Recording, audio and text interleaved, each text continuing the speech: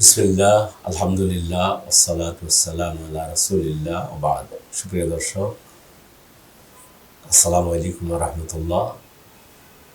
আশা করি আপনারা সুস্থ আছেন, ভালো আছেন। আমরা ইবাদতের বসন্তকালে আছি, সিয়াম পালন করতেছি। সিয়ামের মাস রমাদান মাস। এ মাসের কিছু ফজিলত আছে। ফজিলতের মধ্যে হলো বড় ফজিলত, আল্লাহ তাআলা এই মাসটাকে চুজ করেছেন কোরআন নাজিল করার জন্য। এর অর্থ কি? কোরআন তো নাজিল হয়েছে আমাদের রাসূলের 23 বছর জীবন। এখানে আল্লাহ যে বলছেন শাহরু রমাদান আল্লাযী উনজিলা ফীহিল কোরআন, রমজান মাস, এই মাসে কোরআন নাজিল হয়েছে। এই মাসে কোরআন নাজিল হয়েছে এর অর্থ হলো আল্লাহ রাব্বুল আলামিন লাউহে মাহফুজ থেকে প্রথম আসমানে বাইতুল ইজ্জাতে সম্মানের ঘরে একাত্রে মহাগ্রন্থ আল কোরআন নাজিল করে দিয়েছেন।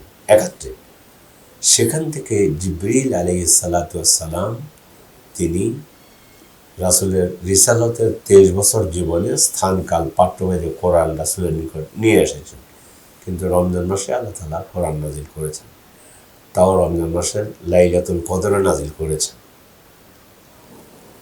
এই সম্পর্কে আমরা পরবর্তীতে আরও বিস্তারিত আলোচনা করবো ইনশাআল্লাহ।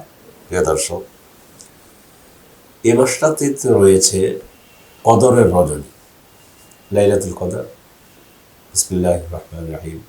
ইন্না আনজালনাহু ফি লাইলাতুল কদর, আমি কোরআনকে নাজিল করেছি লাইলাতুল কদরে। লাইলাতুল কদর খায়রুম মিন আলফি শাহর, কদরের রজনীর ইবাদত উত্তম 1000 মাসের ইবাদতের চাইতে। ওই মাসটা যদি পেয়ে যাই, ওই দিনটি যদি পেয়ে যাই, লাইলাতুল কদর যদি পেয়ে যাই, তাহলে তো জীবনটা ধন্য হয়ে যাবে। এই জন্য লাইলাতুল কদর পাওয়ার জন্য আমরা চেষ্টা করব। পরবর্তীতে লাইলাতুল কদর সম্পর্কে আমরা যখন আলোচনা করব, তখন বিস্তারিত আলোচনা করব। আজকে শুধু আলোচনা করতেছি রমাদান মাসের ফজিলত সম্পর্কে। সুপ্রিয় দর্শক, এ মাসেই তো আল্লাহ রাব্বুল আলামিন আমাদেরকে বিজয়ের মালা পরিয়ে দিয়েছেন। বদরের যুদ্ধ তো এই মাসেই সংগঠিত হয়েছে। দ্বীনের জন্য মুহাম্মদ সাল্লাল্লাহু আলাইহি ওয়াসাল্লাম তার সাথীদেরকে নিয়ে সাহাবায়ে কেরাম রমাদান মাসের 17 তারিখে দিনকে হেফাজত করার জন্য, আল্লাহর কথাকে সমুন্নত করার জন্য, মুশরিকদের চক্রান্তকে নস্যাৎ করে দেওয়ার জন্য, আবু জেহেল আবুল আহাবের চক্রান্তকে নস্যাৎ করে দেওয়ার জন্য এই সামান্য যেটুকু শক্তি ছিল, এটুকু নিয়ে বদরে উপস্থিত হয়েছেন। আল্লাহ দেখতে চান ওটা যে তোমরা আল্লাহর যে দায়িত্ব তোমাদের উপর অর্পণ করেছে, তোমরা সেই দায়িত্ব পালন করতেছো কিনা। তো রাসূল সাল্লাল্লাহু আলাইহি ওয়াসাল্লাম বদরে উপস্থিত হলেন। সেখানে উপস্থিত হয়ে আল্লাহর কাছে বলছেন যে আল্লাহ, আজকের এই দিনে যদি কাফের মুশরিকদের হাতে, আল্লাহ আজকের এই দিনে যদি আবু জেহেল আবুল আহাব কাফের মুশরিকদের হাতে আপনার এই দিন পরাজিত হয়, তাহলে তো আপনার ইবাদত করার আর কেউ থাকবে না। আবু বকর রাদিয়াল্লাহু তাআলা আনহু এসে রাসূলকে সান্ত্বনা দিলেন যে আল্লাহ আপনার দোয়া কবুল করবেন, আল্লাহ ইনশাআল্লাহ বিজয় আমাদেরকে দেবেন। ভাবটা বলছে আর কি। তো বদর যুদ্ধ সংগঠিত হলো এই রমাদান মাসেই। সে বদর যুদ্ধেই আল্লাহ তাআলা বিজয়ের মালা পরাইয়ে দিলেন আমাদেরকে মানে আমাদের নবী এবং নবীর সাথে সাহাবায়ে কেরাম রাদিয়াল্লাহু তাআলা আনহুম আজমাইন, তাদেরকে বিজয়ের মালা পরাইয়ে দিলেন।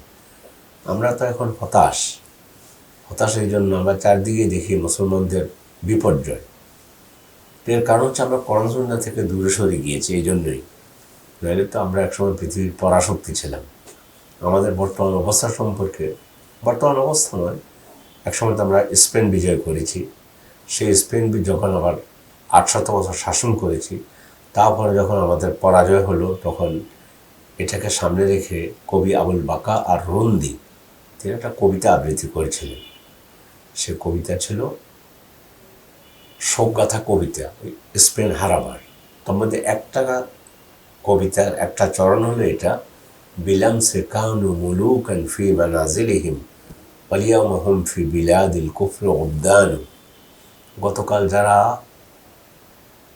রাজ সিংহাসনে সমাসীন ছিল, সম্রাটের আসনে সমাসীন ছিল, আজ তারা কাফেরদের হাতে কৃতদাস হয়ে বন্দী। নিঃস্বার্থ দুঃখ লেগেছে। আসলে বাস্তব অবস্থা তাই। ইনশাআল্লাহ আল্লাহ তাআলা আমাদেরকে আবার বিজয় দেবেন যদি আমরা কোরআন সুন্নাহর দিকে ফিরে আসি। প্রিয় দর্শক, আমাদের আজকে রমাদান সম্পর্কে আলোচনা হচ্ছে। রমাদান ছিল আমাদের বিজয়ের মাস। এই মাসেই বদর যুদ্ধ সংঘটিত হয়েছে। আল্লাহ আমাদেরকে এই মাসেই তিনি বিজয় দান করেছেন। প্রিয় দর্শক, এই মাসে আল্লাহ তাআলা জান্নাতের দরজাগুলো খুলে দেন, জাহান্নামের দরজাগুলোকে বন্ধ করে দেন। রমাদান মাসে তিনি সিয়াম পালনকারী, আমরা যারা সিয়াম পালন করি, আল্লাহ তাআলা আমাদের এই সিয়াম পালন করার কারণে, রমাদান মাসের ফজিলতের কারণে তিনি জাহান্নামের দরজাগুলোকে বন্ধ করে দেন, জান্নাতের দরজাগুলোকে খুলে দেন। এরপর এ মাসেই আল্লাহ রাব্বুল আলামিন তিনি অসংখ্য লোককে তিনি ক্ষমা করে দেন, মাফ করে দেন। আল্লাহ রাসূল সাল্লাল্লাহু আলাইহি ওয়াসাল্লাম বলতেছেন, ইয়া বাগিয়াল খাইরি আকবেল, হে কল্যাণ কামনাকারী, তুমি দ্রুত আল্লাহর পথে এগিয়ে আসো। ওয়া বাগিয়া শাররি আকসির, হে অকল্যাণের মধ্যে তুমি যে পড়ে আছো, তোমার খারাপ কাজ কমিয়ে দাও। কি জন্য? কেননা আল্লাহ তাআলা অনেক লোককে জাহান্নাম থেকে মুক্তিদান করেন। এভাবে রমজান মাস, সিয়ামের মাস শেষ হওয়া পর্যন্ত তো আমরা যেন সে মুক্তির মধ্যে পড়ে যেতে পারি, আল্লাহ তৌফিক দান করেন। প্রিয় দর্শক, এ মাসের ফজিলতের মধ্যে আরও ফজিলত হলো, আল্লাহ এ মাসে প্রত্যেক রজনীতে আমাদের আমলগুলোকে 10 থেকে 700 গুণ পর্যন্ত বৃদ্ধি করে দেন। এখানে একটা ভুল সংশোধন না করে দিলেই নয়। আমরা বলি যে রমাদান মাস 71, রমাদান মাস 71 নেক কাজ করলে।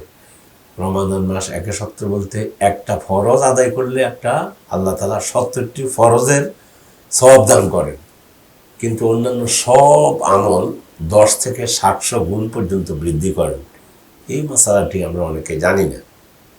মান আদ্দা ফারিদা কান কামান আদ্দা 70 ফারিদা, যে ব্যক্তি একটা ফরজ কাজ শেষ করতে আঞ্জাম করলো, একটা জোহর সালাত আদায় করলো, একটা আসর সালাত আদায় করলো, একটা মাগরিব সালাত আদায় করলো, একটা মাগরিবকে আল্লাহ 70টা মাগরিব সালাত আদায় করার ফজিলত দান করবেন। এই দিক থেকে বলা হয় যে 170, আসলে 170 নয়, আল্লাহ তাআলা এ মাসে ন্যাক কাজগুলোকে 10 থেকে 700 গুণ পর্যন্ত বৃদ্ধি করেন। হাদিসের মধ্যে এসেছে, বুখারী এবং মুসলিমে হাদিসটি এসেছে। প্রিয় দর্শক, ঈমান ও হিসাব সহকারে যে ব্যক্তি রোজা পালন করবে, আল্লাহ তার পূর্বের সব গুনাহগুলোকে ক্ষমা করে দিবেন। আল্লাহু আকবার। আমরা যেন আল্লাহর এই ক্ষমার মধ্যে পড়ে যাই। রাসূল সাল্লাল্লাহু আলাইহি ওয়াসাল্লাম তিনি বলেছেন, যে ব্যক্তি ঈমান রেখে ও হিসাব করে রোজা রাখবে, মান সামা রমাদানা ঈমানান ওয়া ইহতিসাবান গুফিরা লাহু মা তাকাদ্দামা মিন যামবি, যে ব্যক্তি ঈমান রেখে এবং হিসাব করে এই মাসে সিয়াম পালন করবে, তার পূর্বে সব পাপ আল্লাহ মাফ করে দেবেন। ঈমান রাখবে কি? ঈমান রাখবে যে আল্লাহর উপরে ঈমান রেখে এই ঈমান রাখবে যে আল্লাহ তাআলা তিনি আমার উপরে এই সিয়াম ফরজ করেছেন, এটা আমার ঈমান, আমি এই ফরজ কাজ আল্লাহর জন্য পালন করতেছি। ইহতিসাবান, এবং সত্যিকার অর্থে আমার সিয়াম যদি আল্লাহ কবুল করেন, তাহলে আল্লাহ তাআলা আমাদের পূর্বে সব পাপ মাফ করে দেবেন। সর্বশেষ, এ মাসে কিয়ামুল লাইল, তারাবির সালাত আদায় করা, এ সম্পর্কে হাদিসের মধ্যে এসেছে, মান কামা রমাদানা ঈমানান ওয়া ইহতিসাবান গুফিরা লাহু মা তাকাদ্দামা মিন যামবি, যে ব্যক্তি ঈমান রেখে এবং হিসেব করে এই মাসে কিয়ামুল লাইল করবে, কিয়ামুল লাইলের মধ্যে সালাত তারাবি আসবে, কিয়ামুল লাইলের মধ্যে সালাত তাহাজ্জুদ আসবে। যে ব্যক্তি কিয়ামুল লাইল করবে, রাত্রে আল্লাহর সামনে দাঁড়িয়ে সালাত আদায় করবে, আল্লাহ তাআলা তার পূর্বে সব পাপগুলো মাফ করে দেবেন। প্রিয় দর্শক, মাহে রমাদানের আমরা প্রায় 8-9টি ফজিলত সম্পর্কে আলোচনা করেছি, প্রত্যেকটি ফজিলত আমরা যেন অর্জন করতে পারি। আল্লাহর কাছে তৌফিক কামনা করি। আল্লাহ আমাদের সিয়াম কবুল করুন, কিয়াম কবুল করুন, আল্লাহ আমাদেরকে জান্নাতি হিসেবে কবুল করুন। প্রিয় দর্শক, আজ এ পর্যন্তই। হাদা ওয়া সাল্লাল্লাহু ওয়া সাল্লাম আলা নবিয়্যিনা মুহাম্মদ ওয়া আলা আলিহি ওয়া সাহবিহি আজমাইন। আসসালামু আলাইকুম ওয়া রাহমাতুল্লাহি ওয়া বারাকাতুহু।